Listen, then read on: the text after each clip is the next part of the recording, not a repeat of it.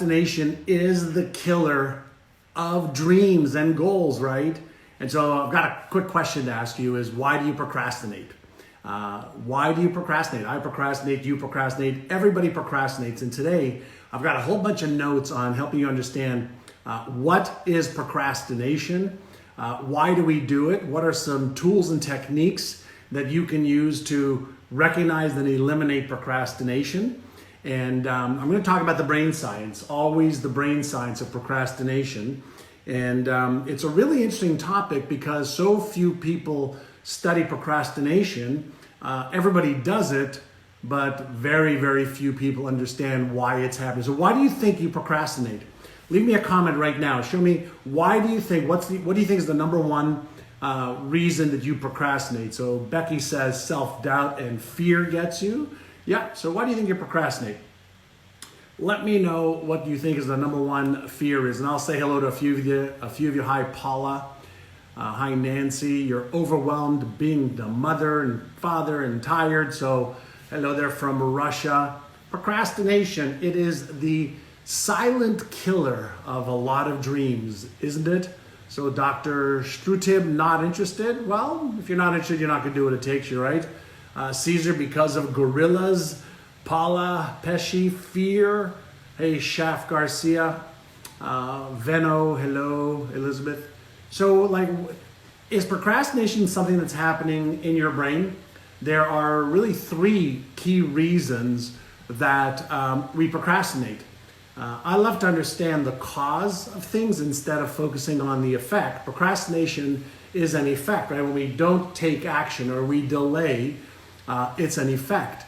And so the question is, if we're procrastinating and procrastinating is in our way, then procrastination is, in most cases, an unintended obstacle that we have, right?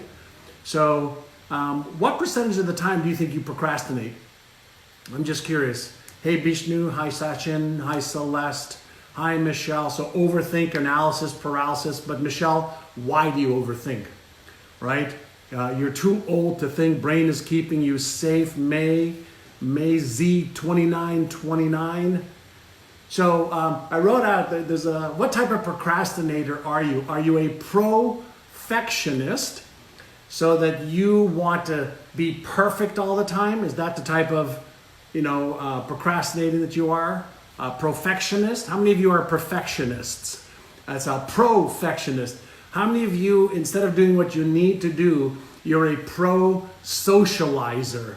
You love to socialize with other people instead of doing what you need to do, right? So I see answers to your question on what percentage of the time: 15%, 80%, 75%. Thank you, Sadie. All right, so what percentage of your time do you procrastinate? And then, are you a perfectionist? Are you a pro-socializer? Are you a pro-viewer, right? Do you prefer to look at all this stuff instead of actually doing it? Are you procrastinating most of the time as a procrastinator? Are you the type of person that is consistently planning, but you don't get a lot of stuff done? Which are you? Yin, waiting for the perfect time. Or would you prefer, we call this one a procrastinator. You prefer to clean the bathroom than to do what you need to do. I'm going to give you a bunch of stuff around your brain and procrastination, and specifically what to do about it. And if you want to go deeper into it, I'm teaching a class on Thursday night for free on winning the game of procrastination. If you want to go deeper than today, I have my team put a link in. Join me for free and enjoy the live training, or the training that I'm going to be doing. So you start baking, pro baker, right? So let me just share with you. Hi there, Joe Britton. You get a boost from deadlines. How many of you get an actual boost from deadlines? There's a couple things that I want to make sure that I cover. And would you agree, first and foremost, that procrastination is happening because of something that's happening in your brain? Is it because of something that's happening in your brain? Yes? Yes, in your brain? If it is, give me a like or a love, or give me a comment. John, yep, it's happening in my brain. So I want you to remember something. whenever you have a goal or a dream that you want to achieve, the failure is not in the intention. The failure is not in the goal, right? The failure is not in having the goal. The failure is between the goal and the action. Would you agree with that? The failure, something that's happening, is between the goal and the action required to achieve the goal. Would you agree with that? So if you agree with that, give me a like or a love. So somewhere between setting the goal and taking the necessary action to achieve the goal, that's where the failure point is. And there's only 3 real reasons that happens. All right, and my team just put up a link, and it should be in the on Instagram in my bio. But between the goal and the action, there are some people, a very, very small percentage of the population is between their goal and the action. There is an arousal response, not a sexual arousal response, but a mental and emotional arousal response that releases dopamine the more they wait and get to the deadline. Okay, so the more some people wait to get to the deadline, their brain's actually releasing that feel-good neurochemical. Even though the stress is there, the stress to them is really good, and we call it arousal, okay, procrastination. So how many of you, just out of curiosity, and Joe Britton, I see that you, are any of you aroused, okay, mentally and emotionally by waiting and waiting and waiting and waiting till the last minute? If you are, say, that's me, John. Type in, that's me, and Joe, I see that you. So one of the reasons is your brain is wired in a way that you're actually getting aroused and you wait, okay? Very small percentage of the population. And I see Donna, that's you. Natalie, that's you. Yvette, that's you. That's all right, Susie. We're on Facebook and on Instagram at the same time. There we go. I see a bunch of you that are watching on Instagram. And, so that's some people. So there's a really good body of work around this. And so let's bring you the neuroscience. That's my passion, right? So then there is this other type of person, and this is the person who actually is avoiding. It's not the goal that they're avoiding, all right? But what happens is this person is avoiding, okay, something totally different. What do you think the avoidant procrastinator is avoiding? What do you think the avoidant procrastinator is avoiding? What is it that they're avoiding? They want the goal, they set the goal, they talk about it, they want it deeply, but what do you think it is? So Silver Baz says fear of failure, right? So give me some answers. Come on, participate. Hi, Sasan. Right, so avoiding the action. No, Fiona, you're not avoiding the action. It's something else that you're avoiding, okay? So what is it that you're avoiding? Right, so if we're procrastinating, procrastination is an effect. So we've got Eliane, hey there, failure. So avoiding failure. But is it failure that you're avoiding? Okay, or Becky, fear of rejection. Is fear of rejection what you're avoiding?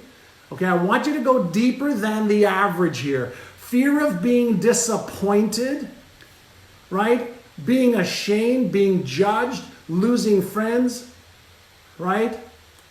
The actual result, but if you want the result, then why would you be afraid of the result? Right? So I want you to think a little bit deeper than the obvious. And I want you to understand something. Before I give you the answer around avoidance, I want you to remember, right? I always like to talk about the Einstein brain. And over there, I've got my Frankenstein brain up there. But I want you to understand a little bit about how your brain works and what's happening. So when we set a goal, we use that Einstein part of the brain, that left prefrontal cortex, that genius, wise, intelligent part of our brain. All of the circuits in our brain and the networks in the brain are connected. So when we have a vision or a goal that we want to achieve, a deadline that we want to achieve, and there is a potential of failing. Is failing something we like, or is failing something that could be either emotional pain, physical pain, financial pain, spiritual pain? So anytime we have this neural network in our brain that activates the fear center, fear of being embarrassed, fear of being ashamed, fear of being rejected, fear of being judged, fear of being blamed, fear of succeeding and then failing. Every time we have a goal where that fear may be activated, that limbic system, now we're going to have a little battle going on between the logical brain and the limbic system in our brain, the emotional processing part of our brain.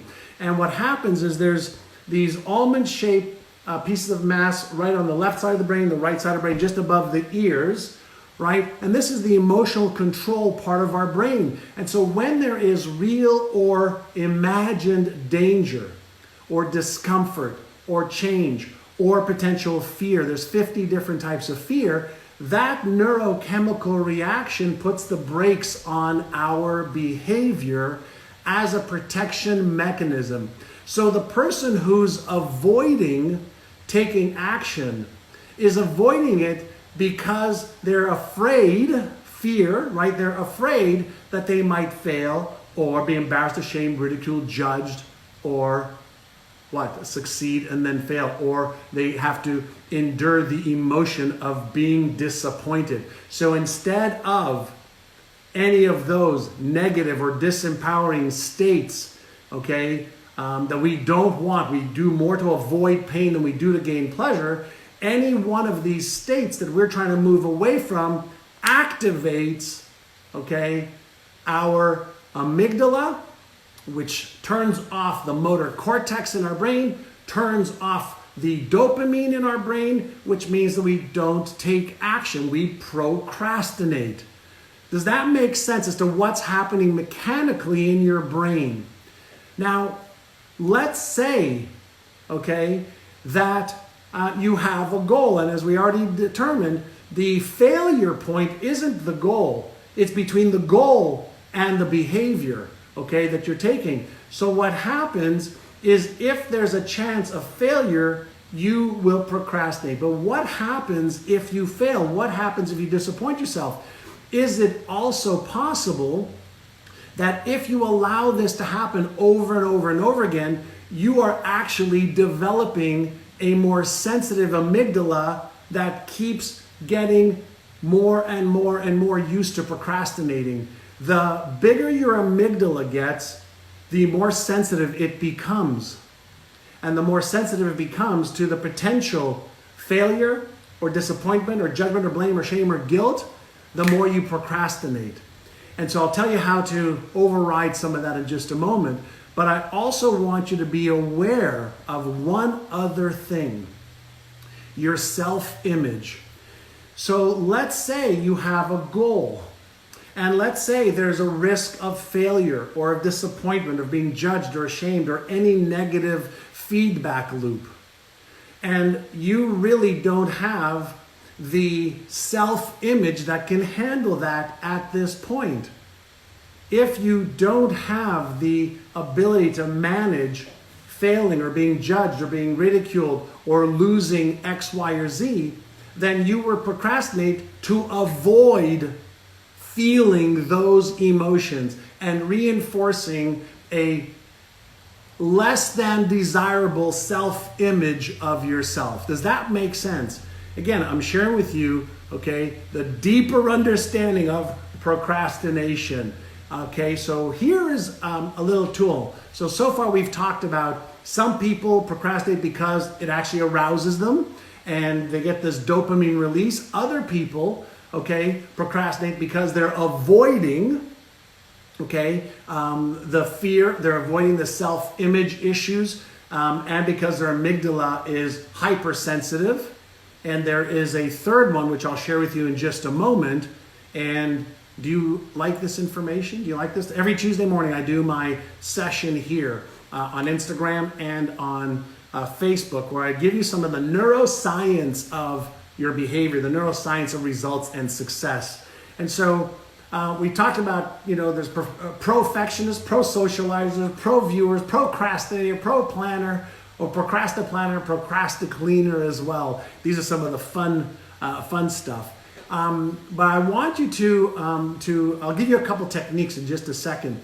One of the greatest ways to override the automatic activation of your procrastination circuit, I'm going to call it. There actually isn't a procrastination circuit in your brain, because procrastination, is a behavior. So what causes the procrastination we already talked about. But one of the greatest gifts that you can have right now is, how many of you have heard of mindfulness, right? Mindfulness. And if you've heard of mindfulness, type in, what is mindfulness? What is mindfulness? I'm going to give you an inner size or two inner sizes that you can use to help you. Laura, it would be really nice if you don't put your content in my feed, okay? So I'll give you a couple of inner sizes to be able to do this. And so, what is mindfulness? You've heard of mindfulness, but what is it? What is mindfulness? Is it full of mind? Right? So be aware and conscious, right? So be aware and conscious.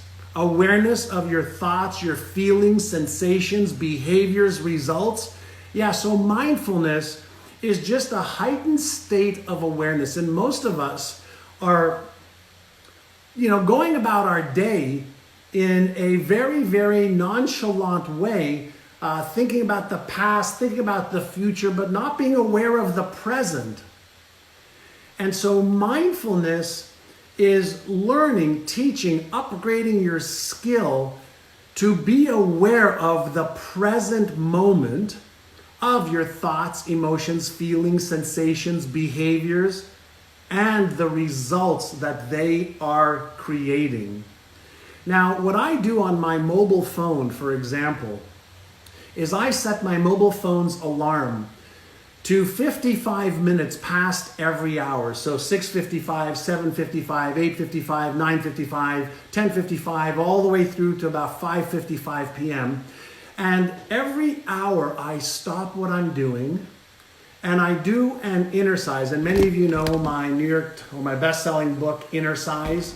I do an inner size called Take 6, Calm the Circuits. So what am I doing? First and foremost, in order to practice mindfulness, I want to calm my Einstein brain that's always imagining and thinking of stuff, and I want to deactivate my Frankenstein brain to create this neuro balance whereby I'm not stressed and I'm not overexcited.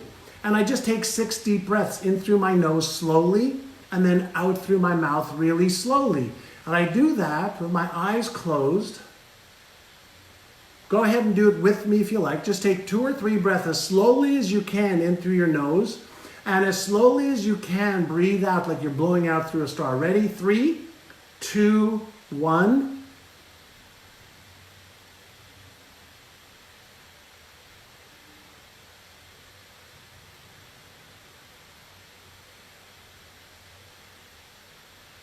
Do it again.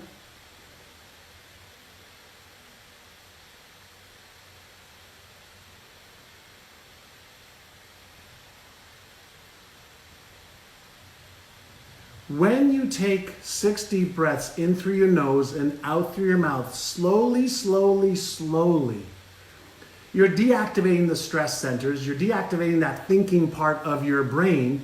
And then if you do inner size number 2, which is called Aya, it's awareness, intention, action. Imagine if for every hour you invested 3 to 5 minutes being aware. Now, aware of what? I always ask myself these questions. In the last 55 minutes, what was I thinking? What was I feeling? What was I doing? Is that what I want to think and feel and do? Am I being constructive or destructive? Am I in a positive pattern or negative pattern? Am I doing things that's going to move me towards my goals or away from my goals. Now, once I understand my thoughts, emotions, feelings, sensations, and behaviors, then I can just set one intention for the next hour. So my intention for the next hour is to be calm. It's to be present.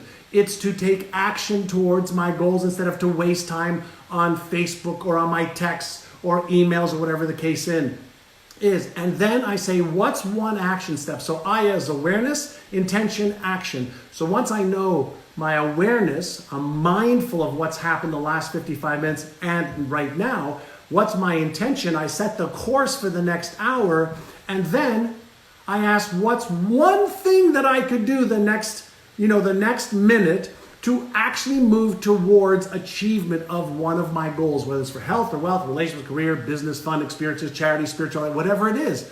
And so now what happens is now I'm interrupting my pattern, checking in to make sure that I'm doing what I want to be doing.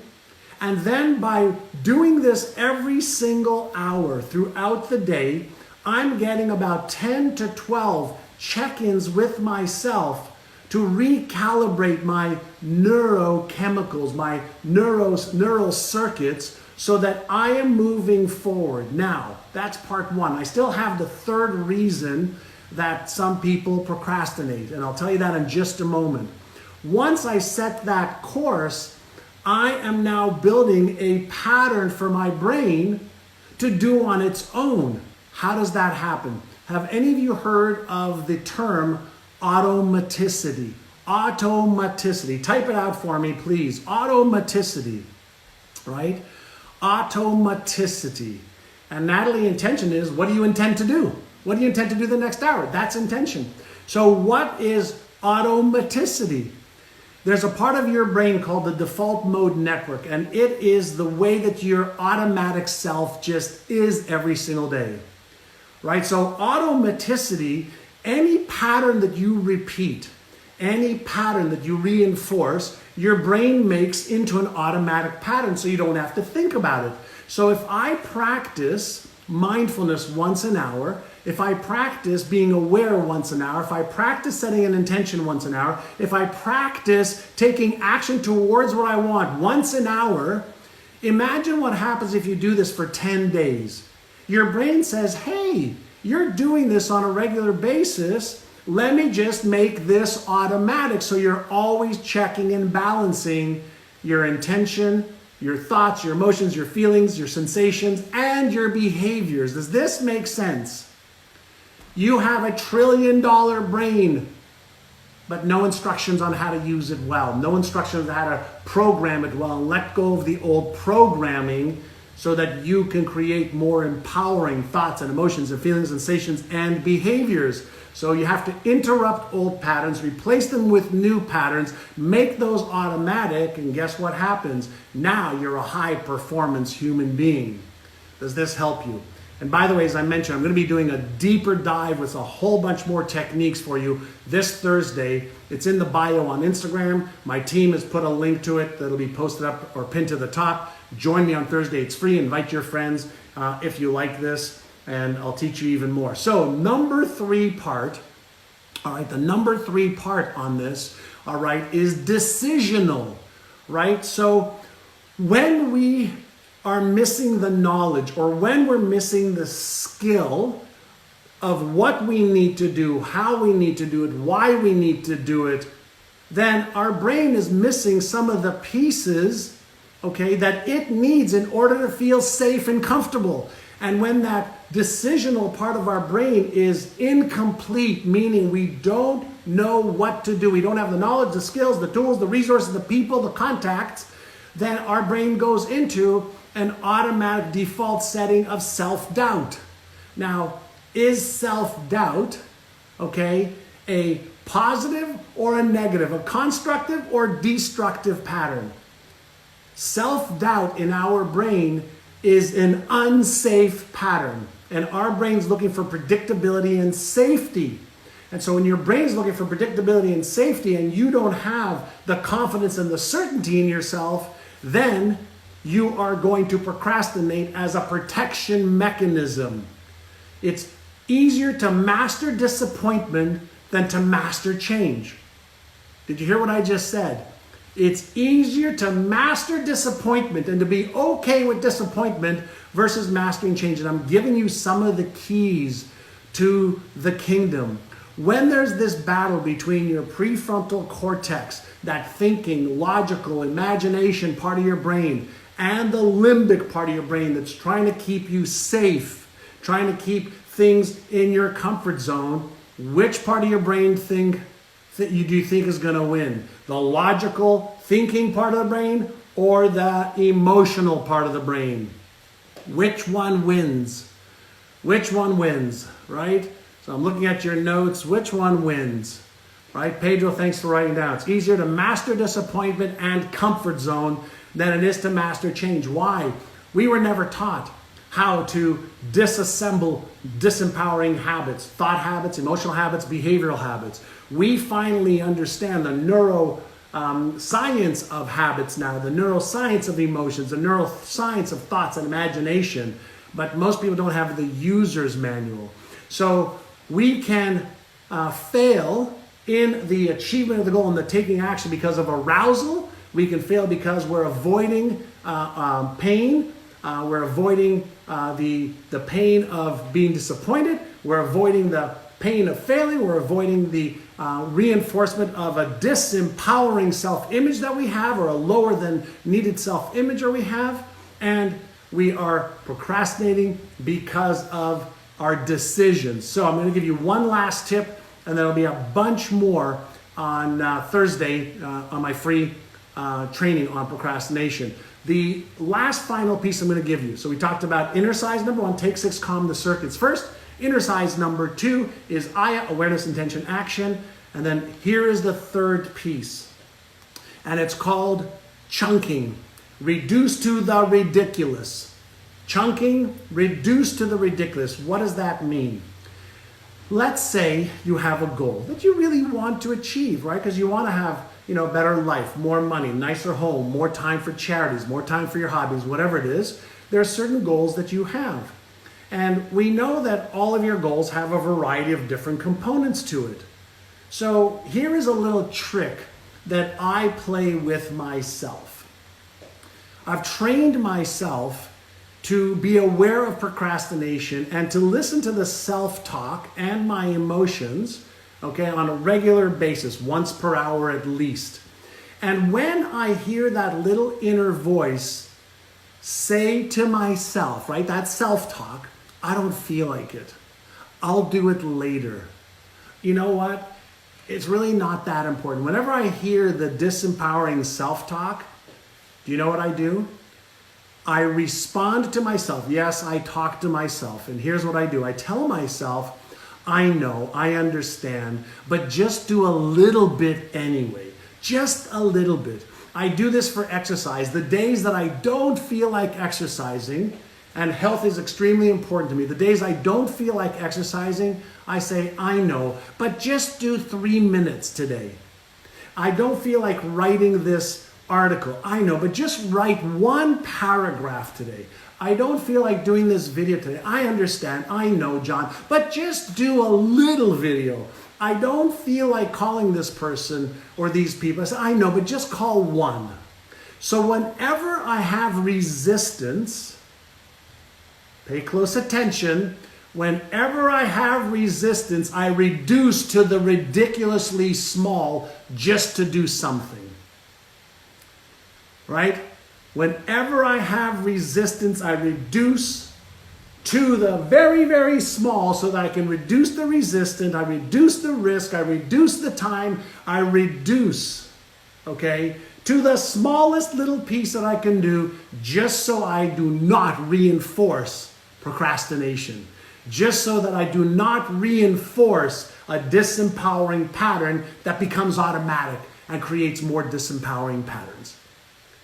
You have to take control of your mind. You have to learn self-regulation. You have to be in control to create empowering patterns versus disempowering patterns. Either way, you own the most powerful tool in the universe, your brain. If you allow it to develop disempowering, negative, destructive patterns, it will ruin your life and your chances to succeed. You have to interrupt them quickly, atrophy them, create new patterns. Does that make sense? I'm dropping the mic. Boom, 30 minutes, power packed with stuff on procrastination. Thank you, Stephanie. Thank you, Ying Ting. Claudia, thank you. If you like this, share it. Don't like it, let me know why. Join me on Thursday night. We'll go deeper into procrastination, and I'll help you win the game of procrastination once and for all. Procrastination is one of the silent killers of your dreams. Have an epic day. I appreciate you all. Peace.